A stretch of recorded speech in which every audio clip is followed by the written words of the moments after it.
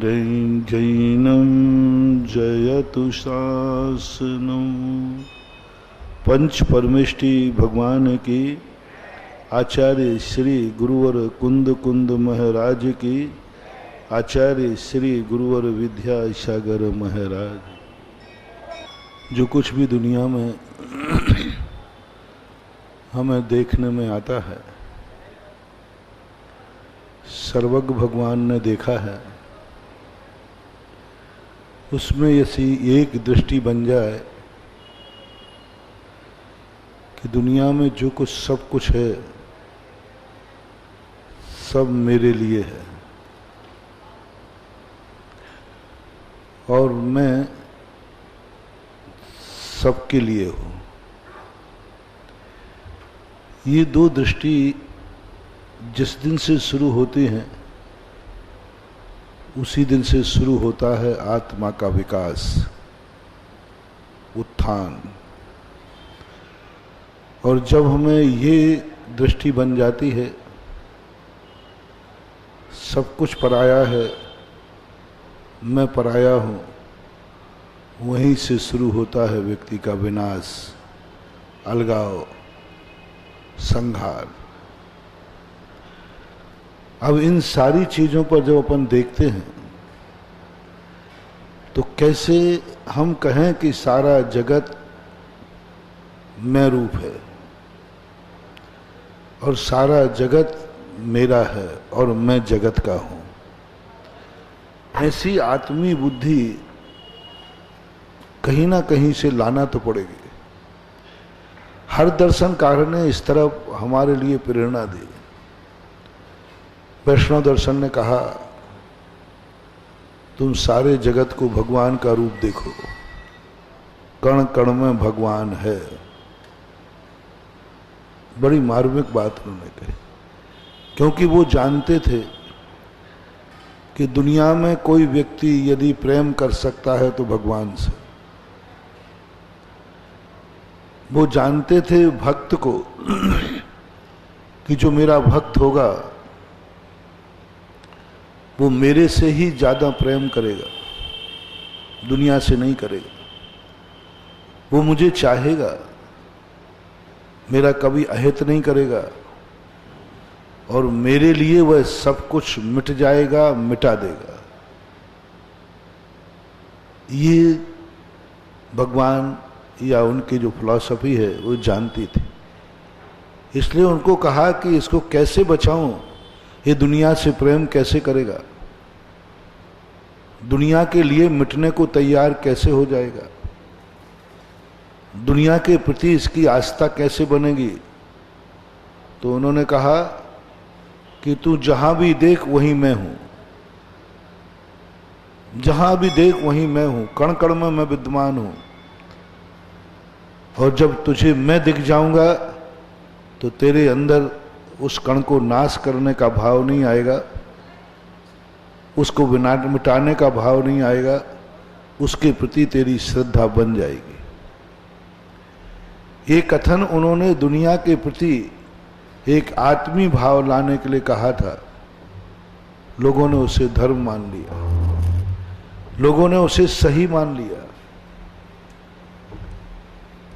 ये बात व्यवहारिक थी। बच्चों को, अज्ञानी व्यक्ति को समझाने के लिए कई बात कहा जाता है, लाइन पे लाने के लिए। लोगों ने उसे धर्म मान लिया, लोगों ने उसे सही मान लिया कि सही में कण कण में भगवान है। कभी नहीं हो सकता। जिस दिन कण कण में भगवान हो जाएगा तुम्हारा क्या होगा? तुम सब्जी खाओगे तो कण कण में भगवान है, भगवान को खाओगे। तुम शुद्धि करने जाओगे, टॉयलेट बाथरूम जाओगे, कण कण में भगवान है तो फिर कहाँ, किस प्रकार की व्यवस्था बने? चलोगे कहाँ? कण कण में भगवान है तो चलोगे कहाँ? भगवान का पैर रख के चलोगे। देखो कितनी बड़ा लॉजिक है ये। हमें समझाने के लिए कहा था, हमने उसको सत्य मान लिया और जैसे ही सत्य माना हमारा जीना मुश्किल हो जाएगा। ऐसे ही जैन दर्शन ने भी एक बात कही, हर चीज में उपादान दृष्टि रखो, उपादान दृष्टि रखो हर चीज में। और जैसी उपादान दृष्टि आएगी तैसे ही तुम किसी भी चीज को नहीं मिटाओगे, क्योंकि तुम्हें हर चीज में दिखना लग जाएगा ये तो सब मेरे लिए है। आप पेड़ को क्यों काट देते हैं? क्योंकि आप मानते हैं पेड़ पराया है, और जैसी तुम्हारी धारणा बन जाए ये पेड़ मेरे लिए है, आप नहीं काटेंगे, आप झगड़ा कर लेंगे, आपके मन में विकल्प आ जाए ये पेड़ मेरे लिए है। और इतनी सी धारणा आ जाए, उपादान दृष्टि, जब आपके गमले में पेड़ लगा रहता है उसको आप सींचते हैं,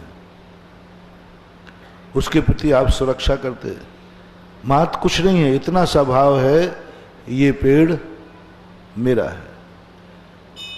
पड़ोसी के गमले का पेड़ कोई गाय खा रही हो तो आपको तकलीफ नहीं है, लेकिन आपके गमले का पेड़ का खा रहा हो तो तकलीफ है, क्योंकि ये मेरा है।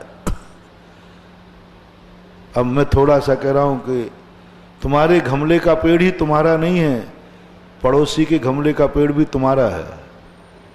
धर्म कहता है, तुमने मान लिया नहीं महाराज हमारा नहीं है, वो हमारी बाउंड्री के बाहर है,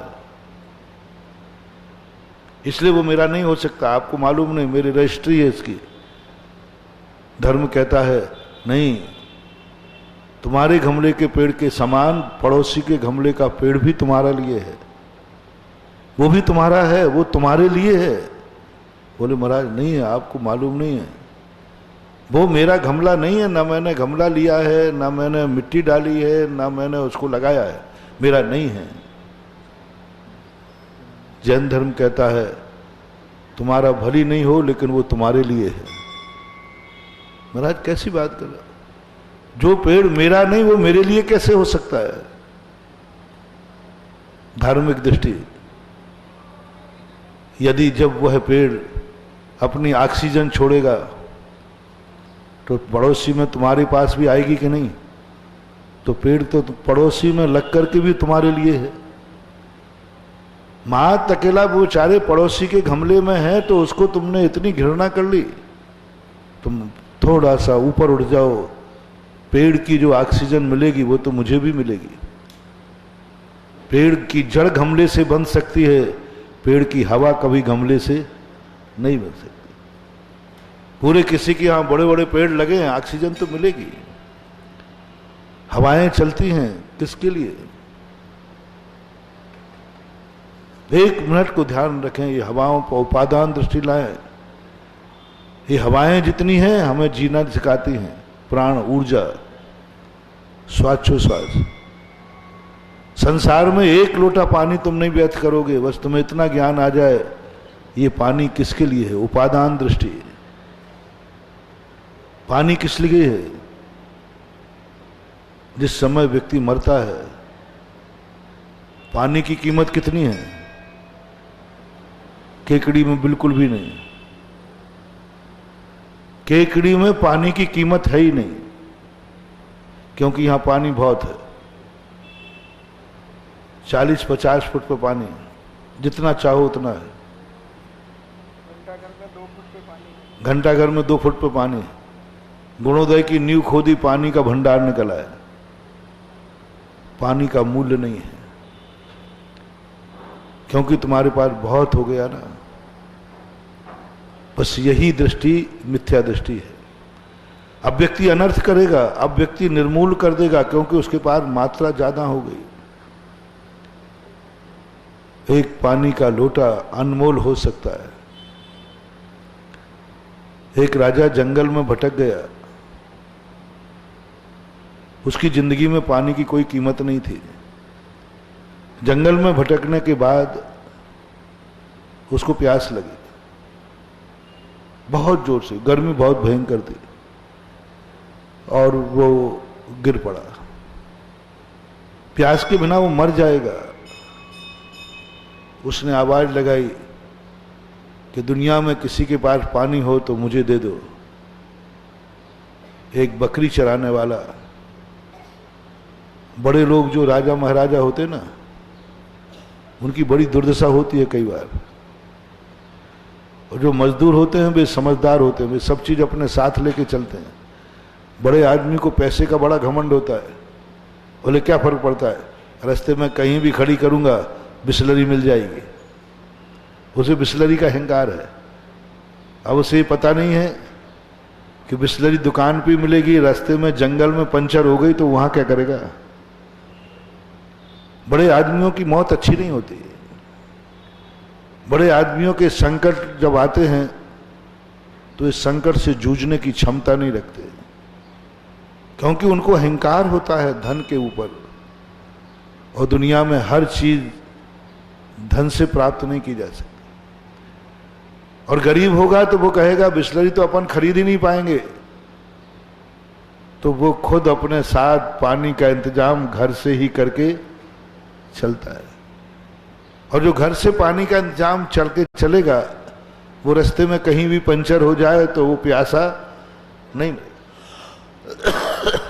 राजा साहब थे, वो तो जैसे ही चिल्लाए बकरी चराने वाला है, बोले साहब पानी तो है लेकिन मेरे लायक है। अरे भाई तू पानी दे दे, क्या दोगे? बोले मैं आधा राज्य दे दूंगा। 1 लोटा पानी में आधा राज्य दे दिया। लिख दीजिए साहब, लिख दिया। 1 लोटा पानी पी लिया। बहुत तेज गर्मी थी, लू थी, ठंडा पानी था, वो लटकाए रहते ना, वो मिट्टी के बनते हैं वो, हाँ है छागल आदि का। लू लग गई। अब वो ऐसा तड़प है, क्योंकि जब लू लग जाती है तो लघु शंका बंद हो जाती है, उसको लघु शंका बंद हो गई। अब वो तड़प रहा है, वो तो पिला के चला गया बेचारा आधा राज्य लेकर।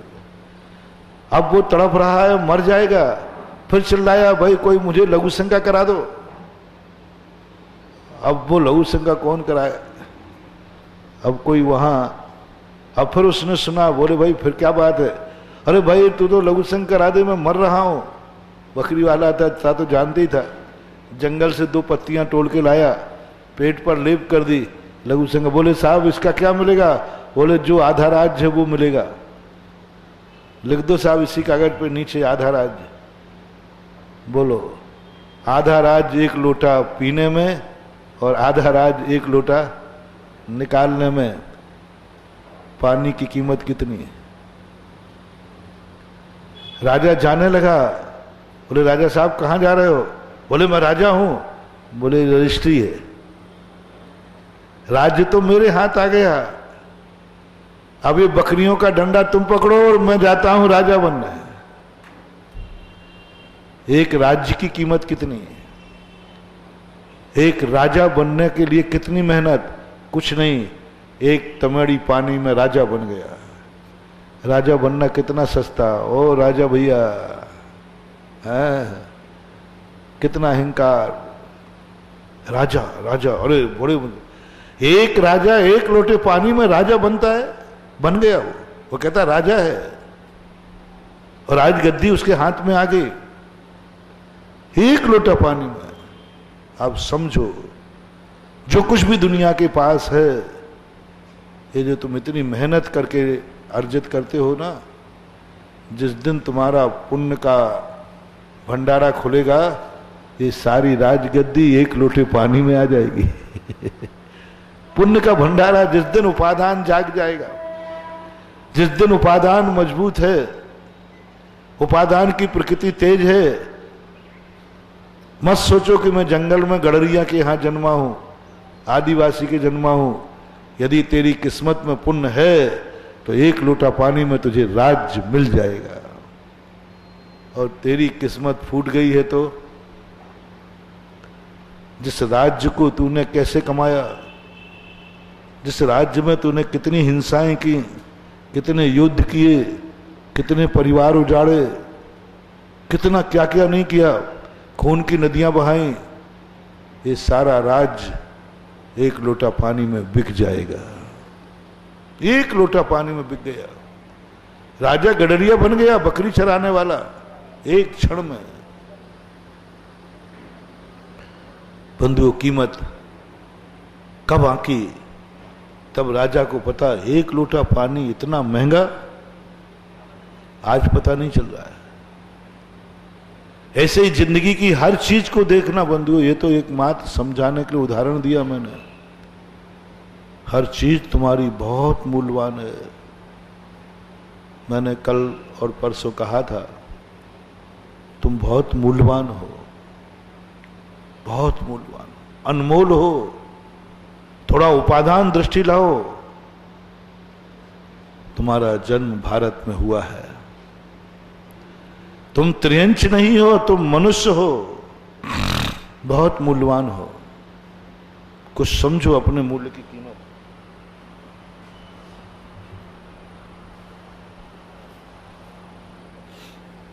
और मैंने कहा था कि एक बेटे से मैं माँ बाप की सेवा नहीं करा रहा हूं, मुझे लेना देना क्या है उससे, अपने कर्म भोगेगा। कई माता पिता आते हैं, बोले महाराज जी हमारा बेटा बहुत परेशान करता है, बहुत गलत कार्य में चला गया। तो मैंने कहा क्या करूं मैं, तुमने जैसे कर्म किए वैसे पाओगे। कभी कोई माता पिता मेरे पास शिकायत करते बच्चों की, मैं उनका पक्ष कभी नहीं लेता, फटकार देता हूं, जैसे कर्म किए हैं भोगो। लेकिन पीछे से जब बेटा आता है तो उसकी जम की क्लास लेते हैं। क्यों? क्यों? हमें बाप को नहीं बचाना है, हमें बाप की सेवा नहीं कराना है, हमें बेटे को त्रियंच होने से बचाना है, इसलिए मैं उपदेश बेटे को देता हूं। पिता शिकायत करता है तो मैं नहीं बोलता हूं, मैंने कहा ठीक है तुमने कर्म किए हैं भोगो, मैं क्या कर सकता हूं। मैंने आज तक कभी किसी पिता को उपदेश नहीं दिया, क्योंकि पिता तो अपराधी है। जितने पिता परेशान हैं अपने बेटों बेटियों से, मैं कभी माता पिता का पक्ष नहीं लेता, संबोधन भी नहीं करता। मैं तो निर्दयी हो जाता हूं, कठोर हो जाता हूं। भोग, जैसा पाप किया था वैसा भोग। तेरे बेटे ने तेरी जिंदगी हराम कर दी, कर दी। जिन जिन के माता पिता परेशान हैं अपने बेटों से, वे सब अपराधी हैं। इन अपराधियों के लिए कभी भी कोई उपदेश आगम में नहीं है। अपराधी की सजा माफ कराना भी अपराध है, और वो अपराध है कर्म का उदय। यदि उसके पाप कर्म का उदय ना होता तो ऐसी संतान क्यों मिलती? क्यों मिलती ऐसी संतान? यदि पाप कर्म का उदय नहीं होता तो वो गरीब क्यों बनता? मैं कभी गरीबों को दया नहीं करता, उपदेश भी नहीं देता। क्यों दूं? मुझे कोई आप बताएं भाई, अपराधी व्यक्ति को शरण देना क्या अपराध नहीं है? अपराध है। तो मैं तो तुम्हारे साथ दलाली में क्यों अपने के लिए काले हाथ करूं? हर गरीब को मैं कभी उपदेश नहीं देता, दूंगा भी नहीं। भोग अपना कर्म, जैसा किया है वैसा भोग। कल तेरे पास खूब पैसा था, जब पैसा था मेरे पास नहीं आया, जब गरीबी आ गई तो मेरे पास आ गया। क्या क्या मचा रखा है? जब पैसा था, सुनो रे अमीर लोगों, जब पैसा था तब मेरी बात सुनी नहीं, मंदिर भी नहीं आया, मैं कह कह कर गला सुखा लिया, देव दर्शन का नियम नहीं दिला पाता। मैंने बड़े आदमियों को, जो बड़े लोग होते ना, उनको 4 महीने में भी मंदिर नहीं बुला पाता, और गरीब बिना बुलाए आ जाता। वो बिना बुलाए परेशान है, रात भर नींद ही नहीं आई, उसका सिर दर्द करा, वो तो सुबह से मंदिर में बैठा है। मैंने कहा भाई क्या बात? अरे महाराज बहुत घनो परेशान छू। गरीबों को ना तो मंदिर बुलाना, ना तीर्थ क्षेत्र बुलाना, ना अपने पास बुलाना, ना नमोकार मंत्र का उपदेश देना। वो तो पहले ही से माला लेके बैठे हैं, उनको क्या माला का उपदेश देना? गरीब और दुखी से कहो कि भाई माला फेरो, बोले महाराज रात भर से फिर रहा हूं। सुबह से कहो भाई मंदिर जाओ, कि महाराज मंदिर में किवाड़ खोलने का इंतजार कर रहा हूं। वो गरीब दुखी किवाड़ खोलने के पहले दरवाजे पे मिलता है। इनको धर्म के उपदेश है ही नहीं, इनको भोग ना दो, ये तो खुद धर्म करेंगे लेकिन वे धर्मात्मा नहीं बनेंगे। गरीबी और दुख में तुम धर्म करोगे ये पक्का है, लेकिन दुर्भाग्य है धर्म करोगे लेकिन तुम्हारा नाम धर्मात्मा की कोटि में नहीं आएगा। बहुत बड़ी बात कह रहा हूं। जब संकट में, दुख के दिनों में, बुरे दिनों में हमें भगवान का नाम याद आवे, मात्र अकेले, कभी हम मंदिर नहीं जावे, दुख के दिनों में जावे, तुम धर्म तो करोगे लेकिन तुम्हारा नाम धर्मात्मा की लिस्ट में नहीं मिलेगा, नहीं मिलेगा। क्योंकि तुमने उस समय धर्म किया है जिस समय मजबूरी है। मजबूरी में तुमने भगवान को याद किया। अरे मजबूरी में तो लोग गधे को भी बाप कह देते हैं, तुमने तो भगवान को ही भगवान का। इतने गरीब मंदिरों में, दुखी मंदिरों में जाते हैं। चक्रवर्ती जब मंदिर जाता था, बताते हैं भरतेश वैभव में, कि देवता उसके दर्शन करने आते थे। भगवान का दर्शन करने नहीं, चक्रवर्ती का दर्शन करने जाते। चक्रवर्ती मंदिर जा रहा है। चक्रवर्ती प्रातः काल जब ध्यान में बैठता था, देवता नमस्कार करते। चक्रवर्ती इतना वैभव संपन्न ध्यान कर रहा है। चक्रवर्ती धोती दुपट्टा पहन के मंदिर जा रहा है। चक्रवर्ती पड़गान कर रहा है। ओह देवता, चक्रवर्ती पड़गान कर रहा है। इतना बड़ा राजा पड़गान कर रहा है। चक्रवर्ती होकर के महाराज के चरणों में बैठा है। वज्रनाभि चक्रवर्ती के संबंध में क्या देवताओं ने जय जयकार की, हद हो गया। चक्रवर्ती अपनी सेना के साथ जा रहा था, हाथियों पर सवार होकर। रास्ते में एक मुनिराज मिले। राजा रथ से नीचे उतर गया। एक कदम बिना जूते चप्पल के नहीं चलता, चप्पल उतार के गया। 3 प्रदक्षिण दे सिरनायो, कर पूजा तुति कीनी, साधु समीप निकट कर बैठो, चरणों में दिटी कीनी। गजब, जाके साष्टांग नमस्कार करके चरणों में बैठ गया। 3 प्रदक्षिण। लोग देख के दंग रह गए। ये चक्रवर्ती जो कुर्सी के नीचे, गद्दी के नीचे नहीं बैठा, धूल में बैठ गया। साधु समीप निकट कर बैठो, और दृष्टि कहां है? चरणों में दिटिकीनी। देवता के सिंहासन कांप गए। ओहो, ये है धर्म। और उसी के समय महाराज को चारों तरफ गरीब लोग घेरे बैठे थे, दुखी लोग, परेशान लोग। वे मंदिर जा रहे थे, देवता उनको धक्का देके चले गया, उसकी तरफ देखा भी नहीं। अरे भाई बोले, ये भी तो जा रहा है मंदिर, देखो कितना। बोले ये तो मंदिर 3 बार जाएगा, मरता क्या नहीं करता। मरता मंदिर नहीं जाएगा तो कहां जाएगा? जीवित मर जावे तो बात बने। जब मौत सामने होती है तो मंदिर सब जाने की सोचते हैं। जब जीवन और जन्म सामने हो, उस दिन मंदिर सामने आ जाए। मैं कई बार कहा करता हूं, अच्छे दिन कहां तुम्हारे बीते। 90% लोग, सारी दुनिया के, हर संप्रदाय के लोग, अच्छा दिन कहां बीतता है? बहुत अच्छा दिन। जिस दिन बहुत अच्छा दिन हो, पैसा भी हाथ में है, छुट्टी भी है, सब तरफ की छुट्टी है, और आपका जन्मदिन भी है, आपकी कोई भी खुशी का दिन है, और सब तरफ से पवारा है, कोई कमी नहीं है। ऐसा अच्छा दिन तुम कहां व्यतीत करना चाहोगे? शिमला गार्डन। 90% मैंने कम कहे। यदि 95 भी कहूं तो कोई अतिशयोक्ति नहीं। हर व्यक्ति सुख का दिन गार्डन में, सुख का दिन होटल में, सुख का दिन मनोरंजन में, सुख का दिन घूमने में बिताने का प्रयास करता है। 95% कहो तो कोई बात नहीं। पूछ लो अपने घर में बच्चे से, जिस दिन बच्चे का बहुत आनंद में हो, उसका जन्मदिन हो, पूछ लेना बेटा आज का दिन कहां मनाया जाए। बेटे के मन में तुरंत आएगा कहीं होटल, गार्डन, पिक्चर, कुछ ना कुछ बोलेगा।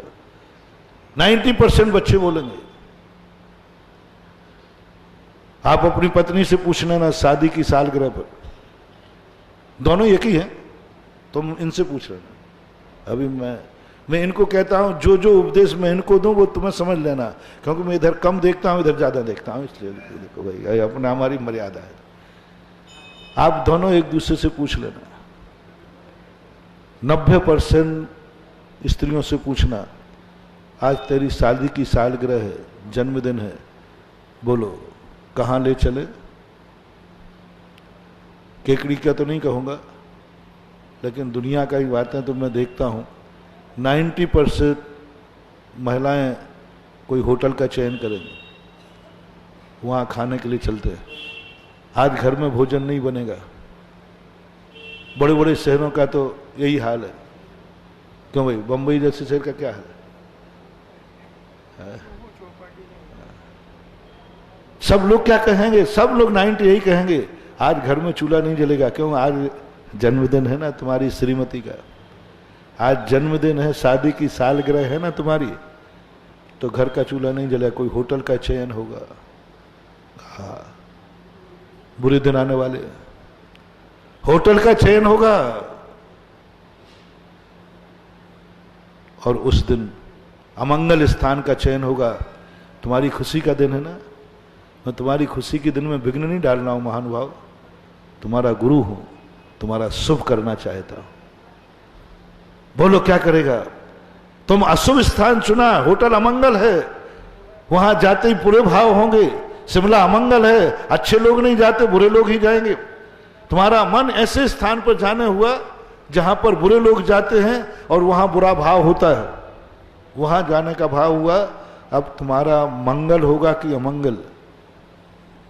आपने खुशी का दिन बुरे स्थान पर, होटल में अच्छे लोग जाते कि बुरे लोग, अच्छे कार्य होते कि बुरे कार्य, वहां जाते ही तुम्हारे अच्छे भाव होंगे कि बुरे भाव? जल्दी बोलो, अमंगल हो गए। लो अब मिटेंगे, तुम्हारे बुरे दिन आएंगे, क्योंकि तुम्हारे अच्छा दिन अमंगल स्थान पर निकाला, बुरे स्थान पर निकाला। और अमंगल के दिन तुम्हारा सारा परिवार होटल में भोजन करेगा। अब कोई द्रौपदी नहीं बनेगी। जो कल का प्रवचन याद रखो, कल मैंने क्या कहा था? भारतीय नारी होगी, द्रौपदी होगी।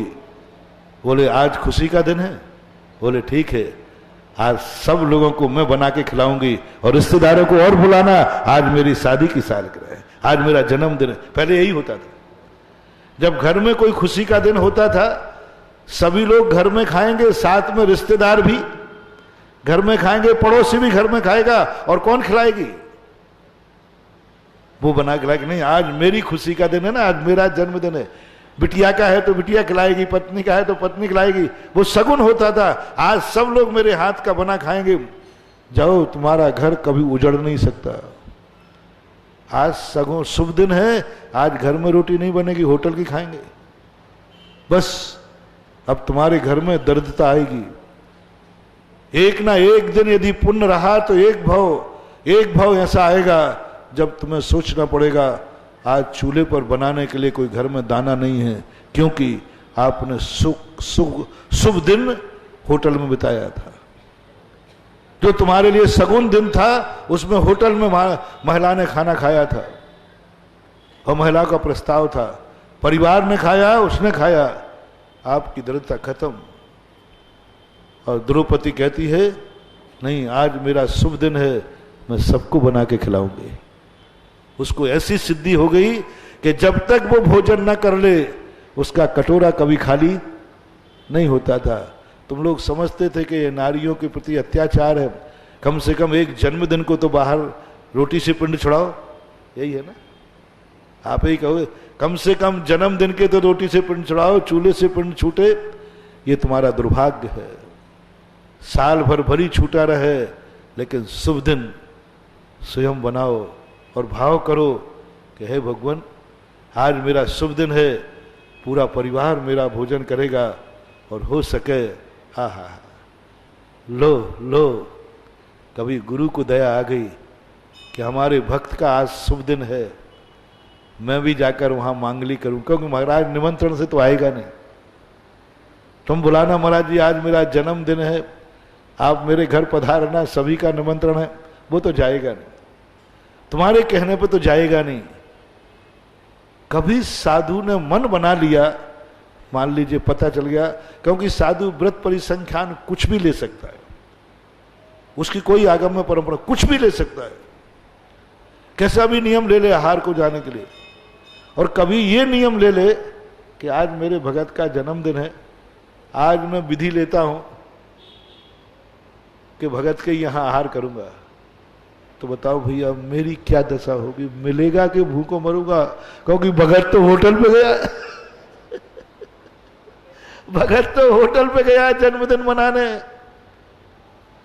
बोले भैया मैं तो गया था, तुम मिले? बोले महाराज जी आज आपको मालूम होना चाहिए, हम लोग हमारे भाई की पत्नी का या मेरा जन्मदिन था, तो मैंने कहा जन्मदिन था इसलिए तो मैं आया था।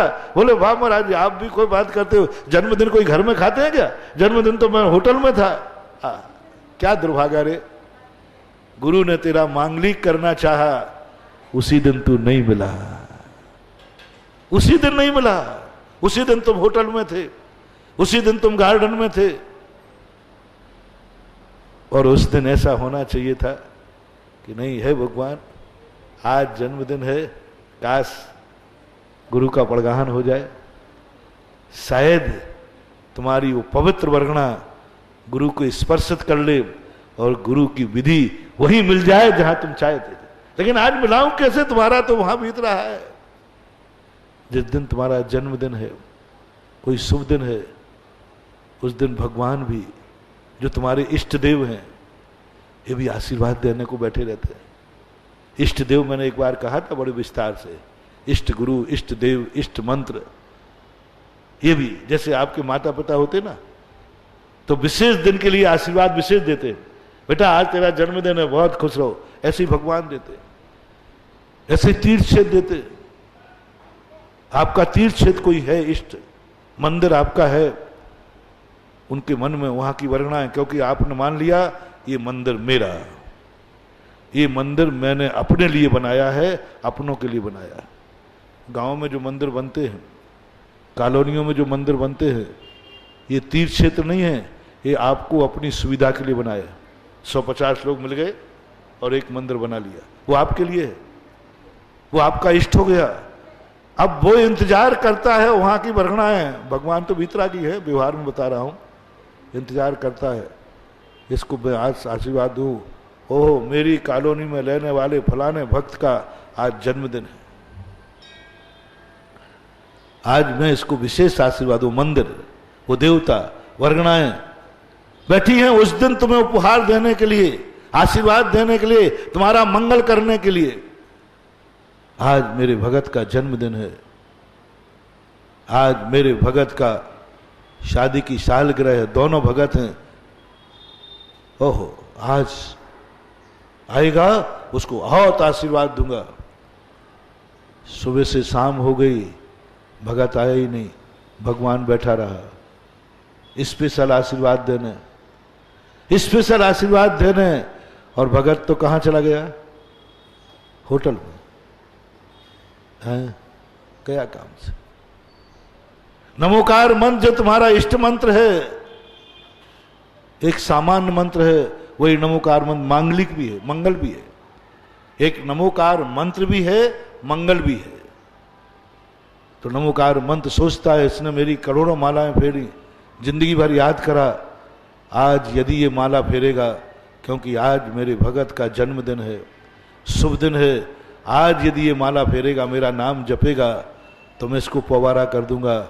उस दिन तो तुमने माला ही नहीं फेरी, क्योंकि होटल में थे, मौज मस्ती में थे, गार्डन में घूम रहे थे, नमोकार मंत्र तुझे वरदान देने का इंतजार कर रहा था। यही दशा गुरु की है। सोचा आज पता चला फलाने भक्त का आज दिन है, देखो भाव आता है, आज इसको अच्छा आशीर्वाद दूंगा। तुम्हारी बात तुम जानो, मुझे तो आता है। धर्मात्मा जीव को जब उसका कोई शुभ दिन आए, क्योंकि उस दिन फलता है, क्योंकि उस दिन दोनों खुशी में हैं। और क्यों नहीं फलता? क्योंकि अन्य समय में एक दुखी है एक सुखी है। सावधान, बहुत बड़ा मनोविज्ञान बता रहा हूं। दुख के दिनों में आप भगवान का आशीर्वाद नहीं फलेगा, गुरु का आशीर्वाद नहीं फलेगा, क्योंकि एक दुखी है एक सुखी है, एक दुखी है एक सुखी है। महाराज सुखी है, आपको आशीर्वाद दे रहा है, लेकिन तुम दुखी हो, नहीं फलेगा। मैंने कबीर की उस पंक्ति पर चिंतन किया कि दुख में जब भगवान का नाम लेता है तो उनका कोई फायदा नहीं। फिर मैंने शास्त्रों में पढ़ा कि दुख में अकेला मात्र भगवान का नाम लेता है, उससे कोई फायदा नहीं। फिर मैंने आशीर्वाद को देखा, इसकी एनर्जी टेस्ट की, यही आशीर्वाद मैंने दुखी आदमी पर उठाया, उतना नहीं फला। क्यों? इसमें एक सुखी है एक दुखी है, एक दुखी है एक ध्यान में है और एक धर्म ध्यान में है। आर्त ध्यान और धर्म ध्यान की कभी संधि बैठेगी? क्योंकि जो दुखी है वो आर्त ध्यान में है और जो आशीर्वाद दे रहा है वो करुणा कर रहा है, धर्म ध्यान है। आर्त ध्यान और धर्म ध्यान दोनों कभी भी एक हो नहीं सकते। अब देखना, अभी यही आशीर्वाद, तुम्हारा जन्मदिन है, सुख का अच्छा दिन है और तुम आनंद से भरे हो और तुमने कहा अच्छा दिन महाराज के पास जाऊंगा तो धर्म करने। अच्छा दिन महाराज के पास बिताया तो धर्म भाव कि अधर्म भाव? धर्म भाव। तो तुम्हारा धर्म भाव, गुरु का धर्म भाव, तुम सुखी गुरु सुखी, बस दोनों का मिलन हो जाए तो जिंदगी भर का आशीर्वाद हो जाए। सुख के दिनों में जो गुरु का आशीर्वाद फलता है, सुख के दिनों में जो नमोकार मंत्र की माला फलती है, सुख के दिनों में जो मंदिर आना फलता है, वो जिंदगी भर दुख के दिन में माला फेरने पर भी वो सिद्धि नहीं होगी महानुभाव जो सुख के दिनों में होगी। वही कबीर ने कहा, सुख में सुमरन सब करे तो सुख का दुख काहे, और दुख में सुमरन सब करे सुख में करना। वही पूरा जैन सिद्धांत है इसमें। इसलिए हम बार बार तुम लोगों को प्रेरणा देते हैं, साल भर आओ या ना आओ, लेकिन जिस दिन तुम्हारा अच्छा दिन हो उस दिन जरूर मंदिर आना, उस दिन जरूर अभिषेक करना, उस दिन जरूर शांति धारा करना, उस दिन जरूर एक माला फेरना, उस दिन जरूर गुरु के पास आना। बस उस दिन गार्डन में नहीं, वो दिन तीर्थ क्षेत्र पर व्यतीत करना, बस इतना सा है। मैं अपने भक्तों से सदा एक ही बात कहता हूं, अच्छा दिन पाप कार्यों में नहीं, अच्छा दिन पाप स्थान पर नहीं। अच्छे दिन का बीज पाप बीज खेत में मत बो, अच्छा दिन का बीज पुण्य खेत में बो। बुरे दिन के, हाँ दुख के दिनों में यदि तुम्हें गार्डन जाना हो तो जा सकते हो। सुन रहे हो ना? महाराज जी गार्डन कब भेजोगे पहले ये बताओ। आप तो बाबा जी बन गए, हम लोग कुछ मनोरंजन करते हैं कि नहीं? तो हम महाराज जी फिर गार्डन घूमने कब जाएंगे, शिमला घूमने कब जाएंगे, और जो तुम्हारे घूमने के स्थान है वे कब जाएंगे, वो के लिए चयन कर लो दुख के दिनों में। जब जब तुम्हारे दुख के दिन आए होटल में जाना, जब जब तुम्हारे दुख के दिन आए गार्डन में जाना, दुख के दिनों में शिमला जाना। मैं आशीर्वाद दे रहा हूं और मेरे से आशीर्वाद लेके जाना, मैं आशीर्वाद भी दूंगा। महाराज जी आप घूमने का आशीर्वाद दे दोगे? तुम चिंता तो मत करो, तुम नियम तो करो कि मैं दुख के दिन में गार्डन घूमने जाऊंगा, मैं आशीर्वाद दूंगा पक्का है। क्योंकि मुझे मालूम है तो दुख के दिनों में गार्डन में बैठ के भी मेरा ही नाम लेगा। क्योंकि दिन कौन सा है? दुख का दिन है, गार्डन में ही बैठ के भगवान का नाम याद आएगा। दुख के दिनों में गार्डन में होकर के तेरा मन मंदिर में रहेगा। इसलिए मुझे चिंता नहीं कि दुख के दिनों में मेरा एक भक्त गार्डन में गया, मुझे चिंता नहीं, गार्डन भली गया होगा, उसका मन तो मंदिर में ही होगा। इसलिए दुख के दिन के लिए गार्डन चुना करो और सुख के दिन के लिए मंदिर। आज सुख का दिन है, जब तुम्हारा बेटा कभी बोले, तुम्हारी पत्नी कभी बोले, या तुम्हारा पति कभी बोले आज बहुत सुख का दिन है, आनंद का दिन है, मन कर रहा है चलो ये दिन किसी गुरु के चरणों में व्यतीत करें, ये दिन किसी तीर्थ क्षेत्र पर व्यतीत करें, ये दिन कोई एक बड़ी पूजा करें भगवान की, एक विधान करें। ये दिन मन कर रहा है आज 10 नमोकार मंत्र की माला फेरे उठ करके, आज मेरे सुख का दिन है, जाओ महानुभाव, ऐसे भंडार भरेगा कि जन्म जन्म तक कभी खाली नहीं होगा। क्योंकि अच्छा दिन करो, नियम है कि अच्छे दिन हम कहां व्यतीत करेंगे। आज क्या हो गया? जो जो अच्छे दिन आते हैं वे सब लोग पाप की तरफ दौड़ रहे हैं। मैं क्या करूं? बस दुख के दिन में यहां चले आते हो। हाँ, अमीर भाग रहा है गार्डन में, गरीब भाग रहा है मंदिर में। तो मैंने तो आजकल मामला ही बदल दिया, बोर्ड लगा दिया, गरीब का प्रवेश वर्जित। कृपया करके मेरे दरवाजे दुखी लोग ना आवे।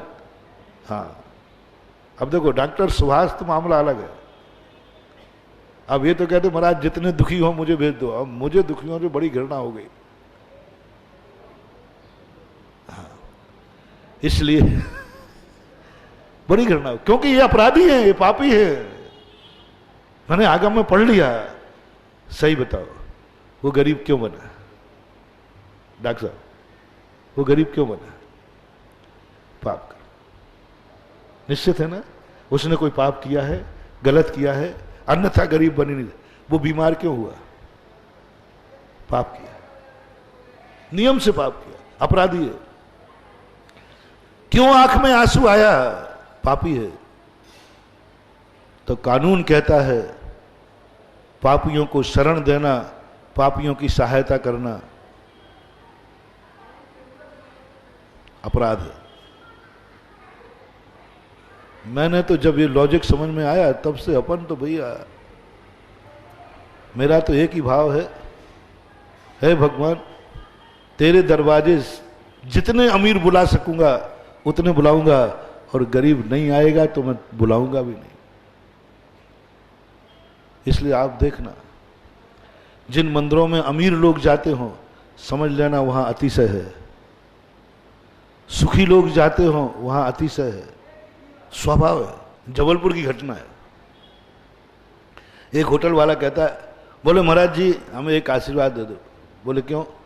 बोले बस मुख्यमंत्री हमारे यहाँ एक बार चाय पी जाए। होटल वाला था, जैनी था। तो मन की पागल, मुख्यमंत्री चाय फोकट में पिएगा?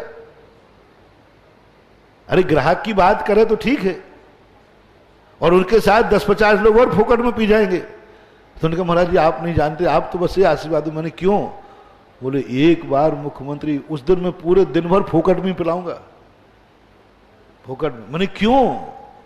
अरे महाराज जी आपको नहीं मालूम दुनिया की नीति, एक बार मुख्यमंत्री पी के आना चाहे और सारों को मालूम चल जाएगी, अरे भैया वो होटल है ये जहां मुख्यमंत्री चाय पीता है। मैंने कहा 100 भिखारी भेज दूं तो? नहीं नहीं नहीं, और पैसा भी दिलवाऊंगा। भिखारी जाएगा 100 तो पैसा भी देगा वो, और चाय पियो। अरे महाराज जी काय को बदनाम करते हो? दुनिया यही कहेगी वो होटल है जहां भिखारी और मुख्यमंत्री फोकट में भी पी जाए तो रेपुटेशन फाइल होती है। अरे मैं तो अपन तो, तुम कुछ भी बोलना मैं तो तुरंत उल्टा लगा लेता हूं। उस दिन मैंने भगवान के पास आया, मैंने कि भगवान पता चल गया आज कि आपके दरवाजे गरीब क्यों नहीं शरण मिलती है, अमीरों को क्यों मिलती है। ओहो, आपका दरबार पता चल जाए कि यहां पर वो दरवाजे, आपसे भी पूछता हूं, यदि आपको पता चल जाए कि ये वो मंदिर है जहां राष्ट्रपति भी धोख देता है, बड़े बड़े आदमी धोख देते हैं, तो बोलो उस मंदिर की कदर बढ़ेगी कि घटेगी? जल्दी बोलो। है अपने आप, अरे क्या समझते हो उस मंदिर को? उस मंदिर में फलाने राष्ट्रपति भी आकर के माथा टेकते हैं। लो साहब, मंदिर की प्रसिद्धि हो गई, और 100 गरीब भिखारी वहां माथा टेकते हैं। वे तो पता नहीं कहां कहां टेकते हैं। तब चक्रवर्ती को देवता देखने आते थे।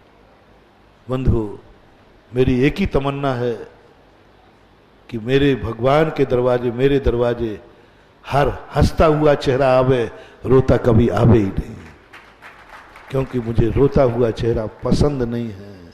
पसंद अपनी अपनी, करूं क्या? मैंने भगवान से भी ये कहता हूं, भगवान मैं ये नहीं मांग रहा हूं कि मेरी आंख में कभी आंसू नहीं आए, नहीं, उसका मुझे दरकार नहीं है। बस मुझे तो एक वरदान दे दे, जिस भी चेहरे को देखूं उस चेहरे पर कभी आंसू ना देखूं। बस मेरी एक ही तमन्ना है। अब उसको कुछ भी कर लो, मेरी एक ही इच्छा है कि मैं किसी की आंख में आंसू देखना पसंद नहीं करता। बस आंसू नहीं आना चाहिए। मुझे चाहिए हंसते हुए चेहरे, मुझे चाहिए दुखी चेहरे नहीं, सुखी चेहरे चाहिए। काहे का गुरु? यदि भक्त का चेहरा नहीं हंसा पाया, भक्त की आंख में हम मुस्कान नहीं ला पाए, तो काहे का गुरु, काहे का भगवान? भगवान और गुरु तो वो है जिसका नाम लेते ही एक जन्म तो क्या 100 जन्म तक भी आंसू नहीं आता है, ऐसी मेरी तमन्ना है। अब इसके लिए 2 तरीके हैं। एक तरीका है कि मैं इतनी तपस्या कर लूं कि जिसकी तरफ देखूं वही दुखी सुखी हो जाए,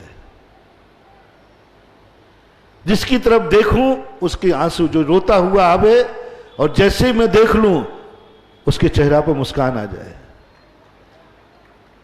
जैसे ही मैं उसकी तरफ देखूं, कितना भी दुख में हो, बस मेरी आंख खुल नहीं पाए उसके पहले वो सुखी हो जाए।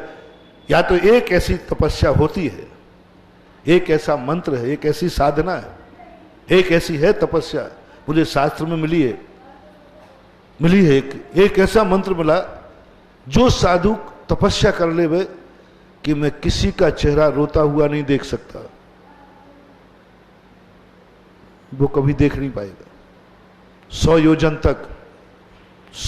तक यहां बैठा उसने मन बना लिया मैं इधर जाऊंगा, 100 योजन तक आंसू सूख जाएंगे, 100 योजन तक दुर्भिक्ष सुभिक्ष में बदल जाएगा, 100 योजन तक चारों तरफ सस्य श्यामला भूमि हो जाएगी। ऐसे महाराज होते हैं 100 योजन। ओहो, कैसी तपस्या की उन्होंने, जिन्होंने जिंदगी में कभी मुर्दा नहीं देखा। ऐसे साधु होते हैं जो जिंदगी में कभी किसी की आंख में आंसू, उनका संकल्प था नहीं देखूंगा तो दिखते, कभी नहीं दिखेगा। कभी जिंदगी में कंधे पर अर्थी उठ के नहीं जाती, चाहे बाप हो चाहे दादा हो। कभी कोई दुखी उन्होंने देखा ही नहीं। एक ऐसी तपस्या है, मैं कर लूं, आपकी राय क्या है? बहुत फायदा होगा। फिर मैं जैसे ही तुम्हें देखूंगा सब सुखी हो जाओगे, सब सुखी हो जाओगे। ये तपस्या कर लूं, मैं कर लूं, बोलो तो ना। हाँ, कह रहे करो महाराज। भैया ध्यान रखना, बहुत कष्ट उठाना पड़ेंगे। हो सकता है इस कष्ट में मुझे शेर खा जाए, हो सकता है इस कष्ट में मुझे बहुत बड़े संकट उठाना पड़े, इस कष्ट में मुझे अजगर भी निगल जाए। सुनना, ये साधना ऐसी है कि जिस दिन मैं सांप बैठ जाऊंगा, अजगर भी निकल जाएगा, तो मैं उस अजगर को भी कुछ बुरा नहीं सोच सकता। शेर भी खाएगा तो खा सकता है, मैं डिगू नहीं। ऐसी कठिन साधना है। कर लूं, कर लूं। अजगर भी निकल सकता है भाई, शेर भी खा सकता है। और महाराज आप तो करो, जो होगा आपके कोई अंगाड़ी पिछाड़ी थोड़ी है जो आप तो करो। ये तरीके में गुरु चला जाएगा रे, इस तरीके में गुरु जिंदगी हाथ से जा सकती है, गुरु नहीं बचेगा। और ये साधना की थी महावीर स्वामी ने, ये साधना की थी ऋषभ देव ने, ये साधना की थी 24 तीर्थंकरों ने। गजब, जब इनका जीवन पड़ा रोम रोम पुलकित हो गया। क्या आत्मा, कैसी साधना तपस्या की बेड़ियों में पड़ी हुई है चंदना। जैसे ही महावीर सामने आए, बेड़ियां क्या हो गई, दुख क्या हो गया, सुख में, आंसू किस में चल गए। क्या साधना, क्या तपस्या। चंदना का नहीं कह रहा हूं मैं, महावीर स्वामी की तपस्या का प्रभाव देखो। बेड़ियों में पड़ी थी, बाल मुंडन थे, आंखों में आंसू थे, और जैसे ही महावीर स्वामी उस तरफ देखने का मन हुआ, देखने के पहले महावीर देख नहीं पाए, महावीर देख नहीं पाए। देख लेते तो अंतराय हो जाता महावीर स्वामी को, क्योंकि साधु किसी को रोता देख ले तो महावीर तो अंतराय कर देते। नहीं, महावीर का पुण्य कहता है प्रभु तुम्हें आंसू देखना पसंद नहीं है ना, तुम देखने के पहले ही मैं आंसू गायब करता हूं। और आंसू गायब कर दिए, चंदना राजकुमारी बन गई, बाल आ गए, हथकड़ी टूट गई, और मैं भगवान नमोस्तु नमोस्तु नमोस्तु। धन्य है प्रभु महावीर स्वामी, आप में ऐसी कैसी करुणा थी, आप में कैसी दया थी, आपने कैसी साधना की कि आपने कभी आंसू नहीं देखे किसी की आंख में। महावीर ने किसी की अर्थी नहीं देखी, मरते नहीं देखा, जन्मते देखा है, मरते नहीं देखा। कभी किसी को दुखी देखा ही नहीं उन्होंने, उनके सामने हो ही नहीं सकता दुखी। 100 योजन तक सुविक्षी सुविक्षी, उन्हें दर्द नहीं देखा, नहीं देखी। क्या करें, पर इस साधना के लिए उनकी तपस्या देखो, कैसी कठोर साधना देखो। देवता तक डिगाने आ गए, भीलों ने कान में कीलें ठोक दी, भीलों ने कान में कीलें ठोक दी, लेकिन उस कील ठोकने वाले के प्रति भी कोई बुरा भाव, कीलें ठोक दी। ऐसी कठिनता। आप लोगों को मुझे खेद के साथ, बड़े खेद के साथ प्रस्ताव वापस लेना पड़ रहा है कि आपकी जो भावना है कि मैं ऐसी साधना करूं कि जहां आंख उठाऊं वहां सुविक्ष ही सुविक्ष हो जाए। आई एम सॉरी प्लीज, ये साधना मैं नहीं कर पाऊंगा, क्योंकि मुझे अपने मन वचन काया की क्षमता पता है। सांप आते ही मैं उठ के भग जाऊंगा, शेर आते ही अभी मैं केकड़ों की मच्छरों में प्रैक्टिस कर रहा हूं। हाँ, केकड़ी के मच्छरों में प्रैक्टिस कर रहा हूं।